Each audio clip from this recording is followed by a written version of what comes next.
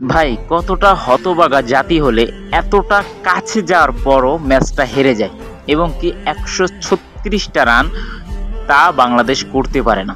বাংলাদেশ যথেষ্ট পরিমাণে বলে ভালো খেলছিল কালকে, কিন্তু 136টা রান আমাদের 8টা ব্যাটার কিংবা মেন 7টা ব্যাটার থাকতেও তারা 136টা রান করতে পারলো না। এইটা কি কোনোদিন মেনে নেওয়া যায় ভাই? সারাটা রাত আমরা ঘুমাইতে পারিনি, অন্তপক্ষে আমি সারাটা রাত ঘুমাতে পারিনি ভাই। ঘুম আসতেছিল না।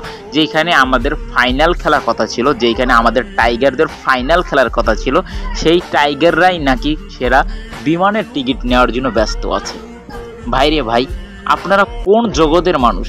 আপনারা কতবার কত দর্শকের হৃদয় ভাঙবেন, কতবার কত ক্রিকেট ফ্যানের ভক্তদের হৃদয় আঘাত করবেন?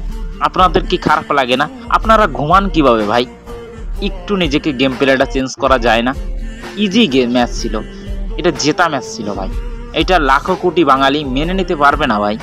এটা আমি কোনোদিন মানতে পারবো, অন্তপক্ষে আমি তো মানতে পারবো না ভাই। ঠিক আছে, আপনার বাংলাদেশ টিমটা আমাদের প্রেমিকার মতন, কিন্তু আমরা সবাই কিন্তু লাল সবুজের পতাকাটাকে ভালোবাসি বলে আপনাদের সাপোর্ট করি। শত ব্যর্থর পরও আপনাদের সাপোর্ট করি শুধুমাত্র একটা আশায়, নেক্সট ম্যাচ ভালো করবে, নেক্সট ম্যাচ ভালো করবে। আর আপনারা ওই দোহাইটা দিয়ে সারাটা জীবন পার করে ফেলবেন। হ্যাঁ, আমরা এখন ভালো করে শিখছি, আবার লাইভে আইসা, আবার ইন্টারভিউতে আইসা বড় বড় কথা কিভাবে বলেন ভাই? স্বীকার করেন অন্তপক্ষে ফুটবলের মতন যে আমাদের ভুল হয়েছে, আপনাদের আমারা ক্ষমা করে দেন। অন্তপক্ষে এইগুলো মুখ থেকে বলেন। যেভাবে অ্যাটিটিউড নিয়ে ভাই কথা বলেন, মানে কনফিডেন্স সাথে, এটা খুব খারাপ লাগে। আরও লাখো কোটি বাঙালির হৃদয় আঘাত করেন ভাই। একটু নিজেদের চেঞ্জ করা যায় না? একটু বদলানো যায় না?